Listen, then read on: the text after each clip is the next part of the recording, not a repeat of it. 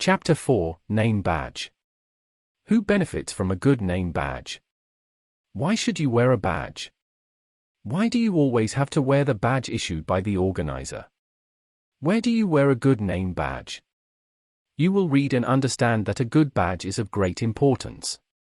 You will discover that with a good badge you make contact faster. You will see that with the badge of the organization you can reach new people more easily. You will only want to be at a meeting with a badge. But you will also see what to do if no one wears a badge. At every network meeting you attend, it is in everyone's interest that you and all co-participants wear a badge. Just to be clear, a badge is a card, usually in a plastic folder, with your name on it. There are many variants and you will undoubtedly already have some in your possession from meetings you have been to. If so, I'd like to ask you to sort these badges together after you've read this chapter. You can then discover for yourself which badges have contributed to making it easier to get in touch with fellow networkers. I will come back to this later in this chapter. You may be wondering why this book devotes an entire chapter to something as seemingly simple as a badge. You might think it's just a name tag. I can well imagine that question and thought. It is a subject that is rarely paid attention to.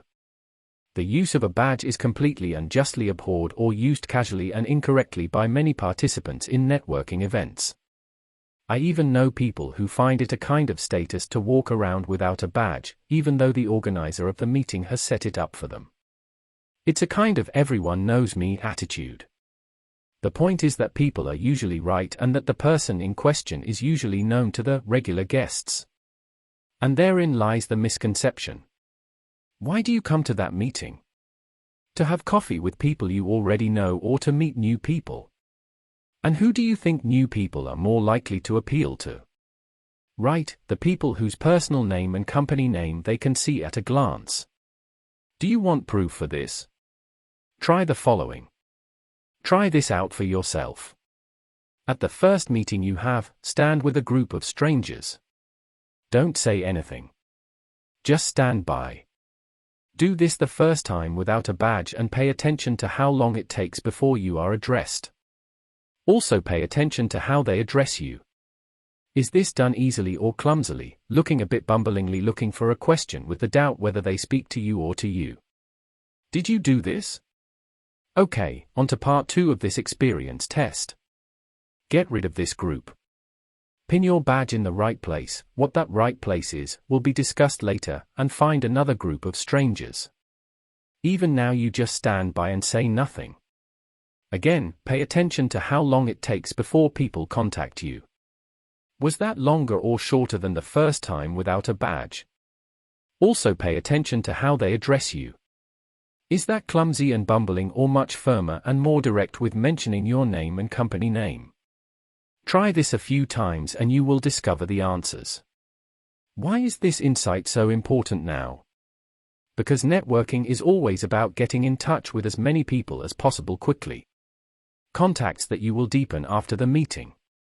It is the sum of all the insights you gain in this book that make the big difference between difficult networking with moderate results and optimal, easy networking with overwhelming results. A detail like a good name badge is one aspect that contributes to easier networking. Wearing a good badge in the right place is something you should absolutely do whenever the opportunity arises.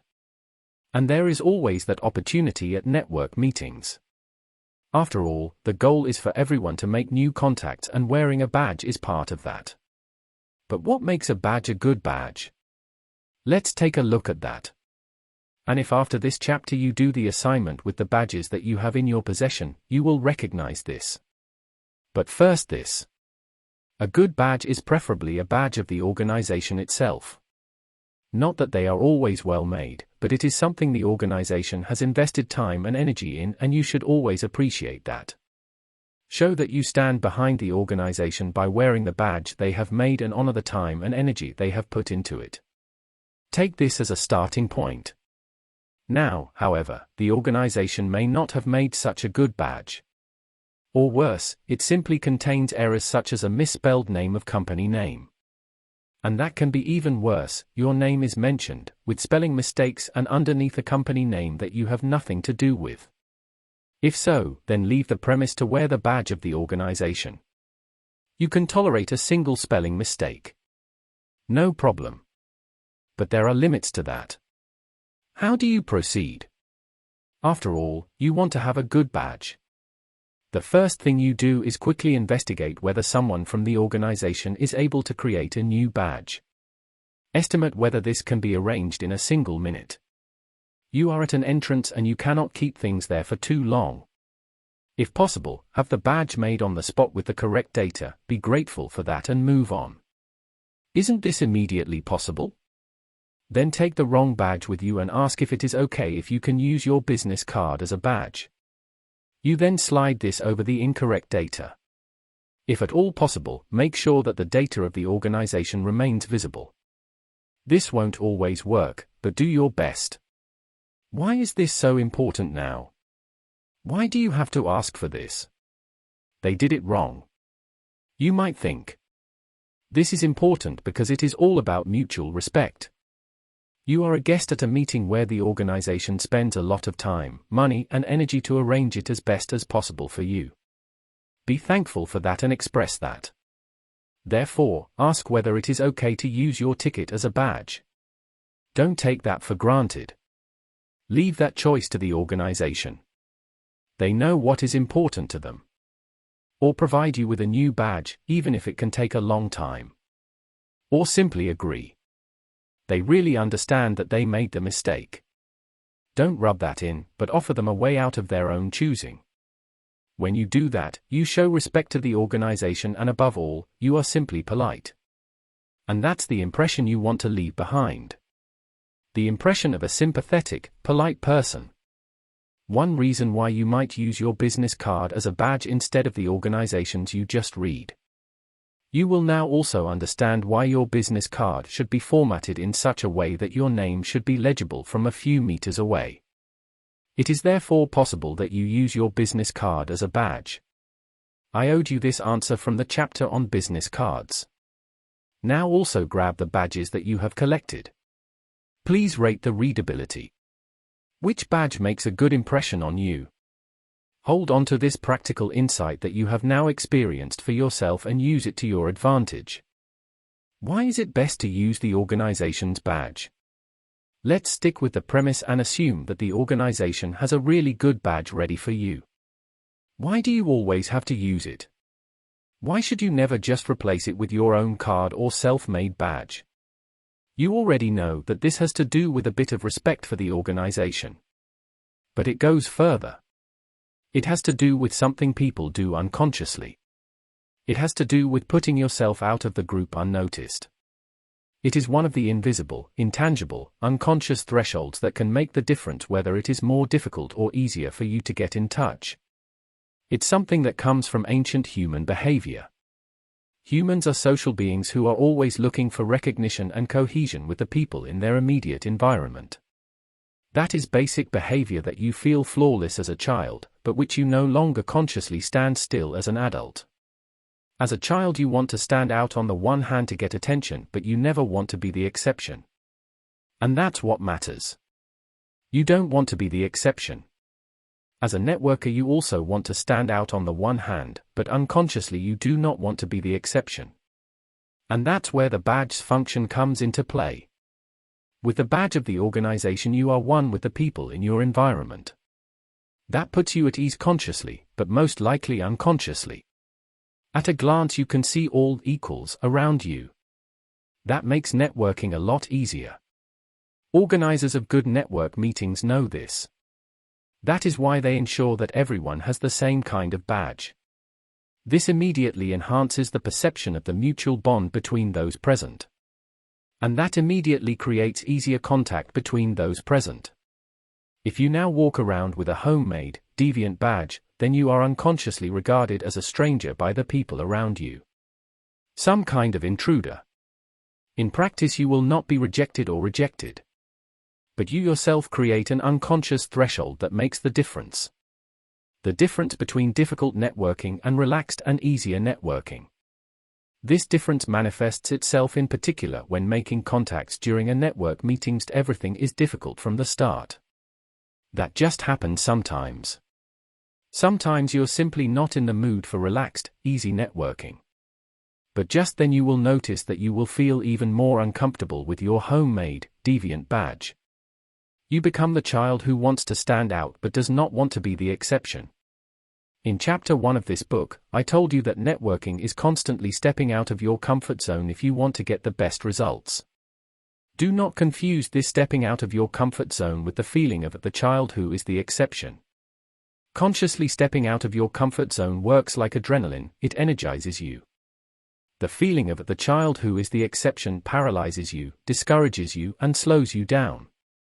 If this crippling, disheartening, inhibited feeling ever happens to you, feel free to leave the meeting, devoting your precious time that day to other matters. On departure, of course, thank the organizer and leave a positive impression. What to do if the organization has not created any badges? That is very unfortunate, but luckily you already have the solution at hand. You have your own business cards at hand and you have now made them in such a way that they are easily readable from a few meters away. It is possible that the organizer has blank plastic folders ready. Then use it. If there are only key cords, that is inconvenient. With a lanyard, your badge is always in an unfortunate place, often turned upside down and never legible. Then you get all kinds of looks in a direction that makes you wonder what people are looking at. It always gives me the feeling that my fly is open and that makes me clumsy. Key cords are nice to use as a bunch of keys or something, but not to hang your badge on. How do you use the key cord anyway? It's easy to do if you're wearing a jacket. Put part of the key cord in the pocket square. Leave a piece with the sponsor's name visible on the screen and your badge will be clearly legible on the screen. If you separate the lanyard and the plastic folder to use the folder as a badge, hang the lanyard around your neck so that everyone can see it. There's a sponsor on it. He has a purpose for that. Make sure it's always in the picture. Always respect that. Provide your own badge. But be well prepared. You will undoubtedly come to a meeting where nothing else has been arranged in terms of badges than a blank plastic folder without mentioning any sponsor. Make sure you always have your own badge to hand and then use it. Take the time to create the optimal badge for you. Buy a few plastic folders that you can pin or fasten with a clip. If your business card is, now, legible from a few meters away, put it in the folder. Or make a neutral card with some diligence with your personal name and company name on it. And if you want, you can also put a QR code on it. Because the organizer has not arranged anything for this, you can afford to have all the freedom to make the badge as you see fit. For yourself, of course, you keep an eye on whether your badge contributes to relaxed, easier networking. Where do you attach the badge? Always do that at shoulder-collarbone height. I always do that on my left side because the badge does not move while shaking hands and remains legible. But there is also something to be said for the right side. The badge is then in line with your right hand with which you shake hands and is therefore more noticeable. I now realize that later, after writing this book, I will examine separately what the best side is. In any case, the badge must be at the height of the shoulder-collarbone line. Always attach the badge horizontally and legibly. I noticed that ladies in particular often attach a horizontal badge diagonally or vertically in line with their garment.